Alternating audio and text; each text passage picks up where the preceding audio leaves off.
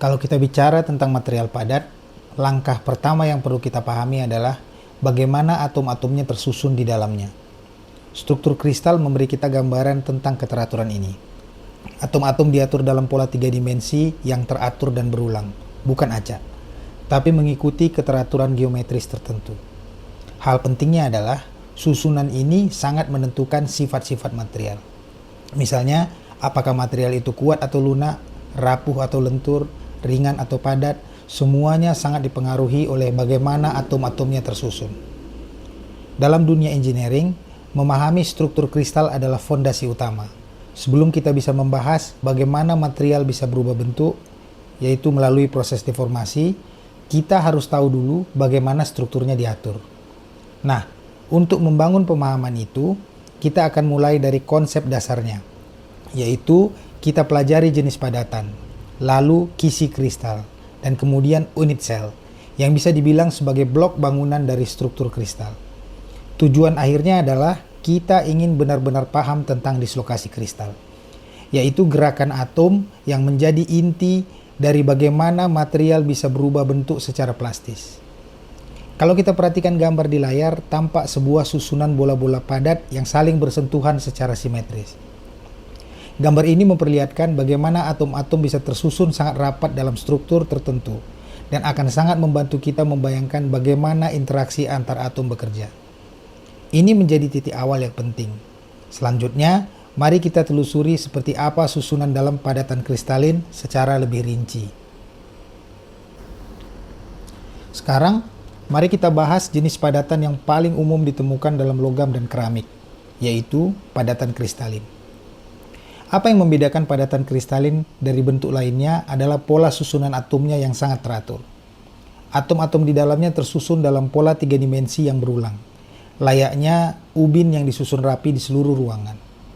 Setiap atom memiliki posisi yang tetap dan dikelilingi oleh tetangga terdekatnya secara konsisten. Artinya, susunan ini menciptakan kestabilan geometris yang bisa kita pelajari dan prediksi. Karena itu, banyak logam, keramik, bahkan beberapa jenis polimer memiliki struktur kristalin. Yang menarik adalah keteraturan ini membuat sifat mekanik material bisa diprediksi. Kita bisa mengetahui misalnya seberapa kuat, seberapa lentur, atau seberapa padat suatu logam hanya dengan melihat struktur kristalnya.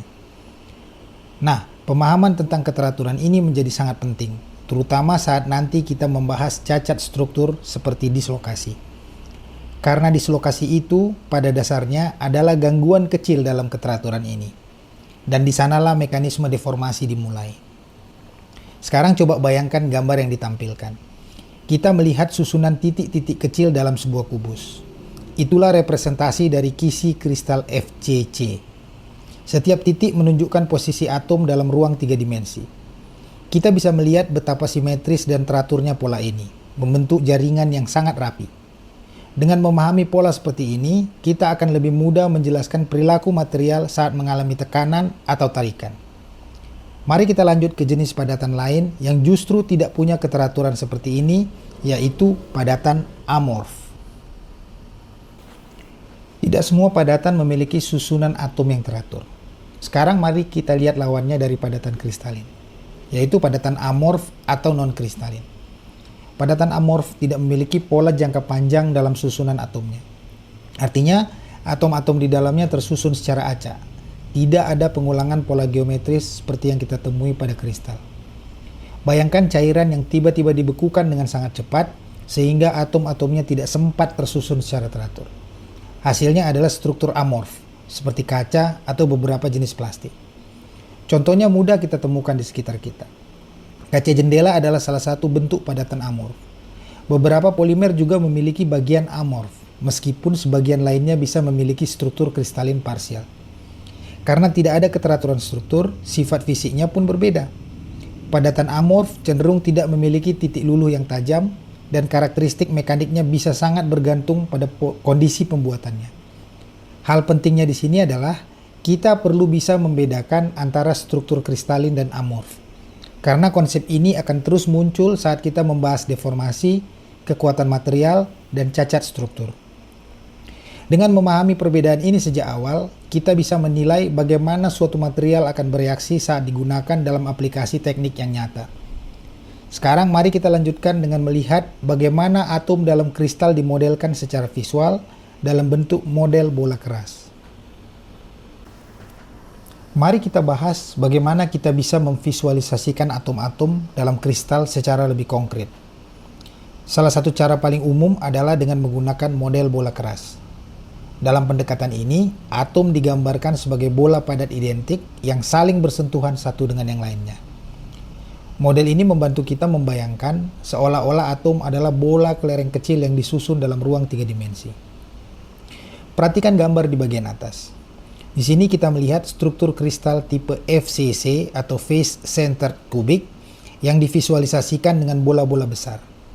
Bola-bola ini saling bersentuhan di sepanjang diagonal muka dari kubus, menunjukkan bahwa atom-atom tersebut sangat rapat dan berinteraksi langsung. Ini adalah representasi dari kemasan paling padat yang bisa dicapai oleh atom identik. Sekarang, lihat gambar di bawah. Meskipun masih menunjukkan struktur FCC, di sini ukuran bola diperkecil. Tujuannya bukan lagi untuk menekankan kontak fisik antar atom, melainkan untuk memperjelas posisi relatif dan simetri dari susunan atom di dalam unit sel. Dengan kata lain, model atas menekankan kepadatan, sedangkan model bawah menekankan geometri dan keteraturan.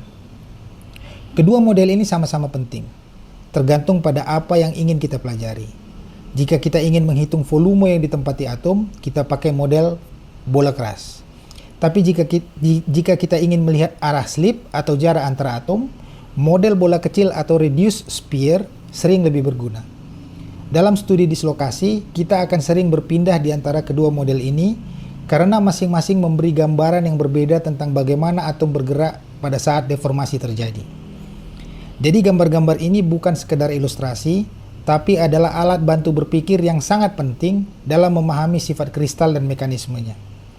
Setelah ini, mari kita lihat bagaimana titik-titik tempat atom berada disusun dalam ruang dengan konsep kisi kristal. Setelah kita memahami bagaimana atom direpresentasikan dalam model bola, sekarang saatnya melihat bagaimana posisi-posisi atom itu dia atur dalam ruang, yaitu melalui kisi kristal.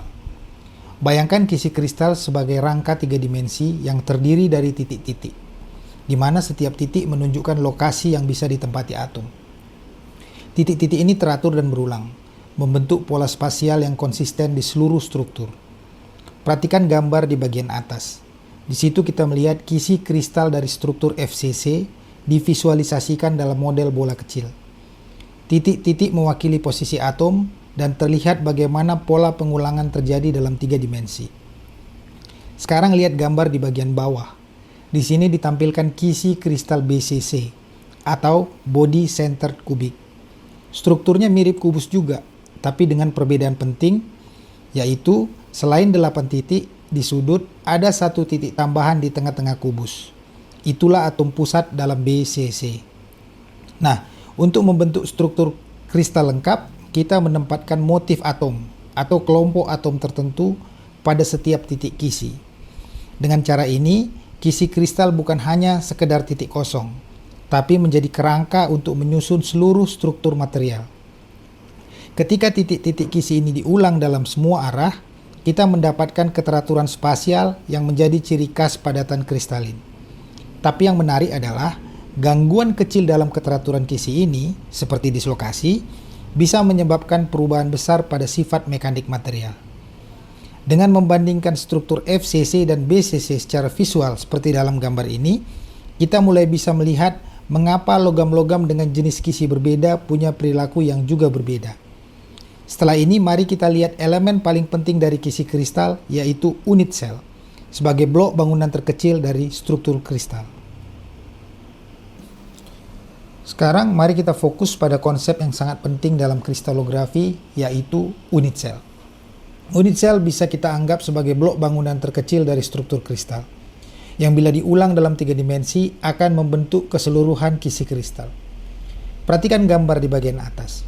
Di situ kita melihat unit sel dari struktur FCC, Face Centered Cubic, dalam model bola keras. Bola-bola ini menunjukkan atom-atom yang terletak di setiap sudut kubus dan juga di tengah-tengah masing-masing sisi muka. Itulah ciri khas FCC. Totalnya akan ada 4 atom yang secara efektif berada dalam satu unit sel. Sekarang kita lihat gambar di bagian bawah. Ini adalah unit sel dari struktur BCC, Body Centered Cubic. Di sini kita juga punya 8 atom di sudut. Tapi yang membedakan adalah keberadaan satu atom penuh tepat di pusat kubus. Jika dihitung kontribusinya, total atom efektif per unit sel BCC adalah 2. Jadi yang terjadi di sini adalah dengan hanya mengetahui bentuk dan isi dari satu unit sel, kita sudah bisa menggambarkan keseluruhan struktur kristal dalam ruang. Unit sel juga membawa semua informasi penting yang kita butuhkan, mulai dari posisi relatif atom, panjang sisi, simetri, hingga orientasi bidang. Hal pentingnya adalah semua perhitungan tentang volume, massa jenis, kerapatan atom, dan bahkan pergerakan dislokasi, semuanya berawal dari unit sel. Gambar di slide ini membantu kita membandingkan secara langsung bentuk dasar 2 struktur logam yang paling umum, yaitu FCC dan BCC. Setelah ini, mari kita lihat bagaimana kumpulan unit sel tersebut tersusun menjadi struktur kristal yang lebih besar dan bisa kita amati secara makroskopik. Setelah memahami konsep unit sel secara teoritis, sekarang mari kita lihat visualisasi nyata dari bagaimana unit sel tersusun membentuk kristal. Perhatikan gambar di layar. Di sini kita melihat kumpulan unit sel dari struktur FCC dalam model bola keras. Strukturnya terlihat sangat rapat, teratur, dan mengisi ruang dengan efisien. Satu unit sel disorot dengan garis tebal sehingga kita bisa mengenali batasnya di antara tumpukan sel-sel yang lain. Unit sel ini berbentuk kubus, dengan atom-atom di setiap sudut dan di tengah-tengah setiap sisi. Dengan melihat agregat seperti ini, kita mulai memahami bahwa kristal bukanlah satu unit tunggal, melainkan pengulangan dari satu pola kecil yang membentuk struktur 3 dimensi besar. Hal menariknya adalah, keteraturan ini bisa terus berlangsung hingga skala makroskopik. Itulah mengapa kristal tampak seragam secara visual dan memiliki permukaan datar atau berkilau. Gambar ini juga membantu kita mengenali bidang slip, yaitu bidang-bidang di mana atom bisa bergeser saat material mengalami tekanan. Selain itu, dari sini kita juga bisa membayangkan bagaimana dislokasi akan bergerak, karena mereka akan menjalar melintasi bidang-bidang dalam kisi kristal ini. Dengan kata lain, visualisasi ini bukan hanya memperindah pemahaman kita, tapi sangat penting sebagai dasar untuk mengerti mekanisme deformasi yang akan kita bahas lebih dalam nanti. Sekarang mari kita refleksikan mengapa struktur kristal seperti ini layak diperhatikan dengan sungguh-sungguh. Setelah melihat bagaimana atom tersusun dalam kristal, pertanyaannya sekarang adalah, mengapa semua ini penting? Struktur kristal bukan sekedar pola geometris yang rapi. Dia adalah dasar dari sifat-sifat material yang kita gunakan dalam kehidupan sehari-hari maupun dalam dunia engineering. Struktur ini menentukan bagaimana logam bisa mengalami deformasi atau justru patah. Ketika sebuah benda logam ditarik atau ditekan, yang bergerak sebenarnya bukan seluruh massa logam sekaligus, tapi atom-atomnya yang bergeser. Dan pergeseran itu terjadi lewat jalur yang disebut dislokasi. Dislokasi adalah jenis cacat pada kristal dan jalurnya saat ia bergerak sangat dipengaruhi oleh jenis struktur kristalnya. Misalnya logam dengan struktur FCC seperti aluminium atau tembaga memiliki banyak bidang slip dan arah slip. Artinya, dislokasi bisa bergerak lebih mudah. Hasilnya, logamnya menjadi lebih lunak dan mudah dibentuk. Sebaliknya, logam dengan struktur BCC atau HCP cenderung lebih membatasi gerakan dislokasi. Akibatnya, logam-logam ini jadi lebih keras, tapi juga lebih rapuh dalam kondisi tertentu. Jadi yang terjadi di sini adalah, perilaku mekanik logam sangat bergantung pada jenis struktur kristalnya. Inilah sebabnya mengapa kita tidak bisa mengabaikan topik ini. Struktur kristal adalah kunci untuk memahami, memprediksi, bahkan merekayasa sifat material mulai dari kekuatan, kelenturan, hingga ketahanannya terhadap patah. Selanjutnya mari kita tutup bagian ini dan bersiap untuk masuk lebih dalam ke struktur FCC dan BCC secara spesifik. Nah, sampai di sini kita telah membangun fondasi penting dalam memahami struktur kristal. Kita sudah membahas perbedaan antara padatan kristalin dan amorf, melihat bagaimana atom tersusun dalam kisi kristal, dan mengenal unit sel sebagai blok bangunan terkecil dari struktur padat. Semua ini menjadi bekal yang sangat penting sebelum kita masuk ke pembahasan yang lebih spesifik, yaitu struktur FCC dan BCC.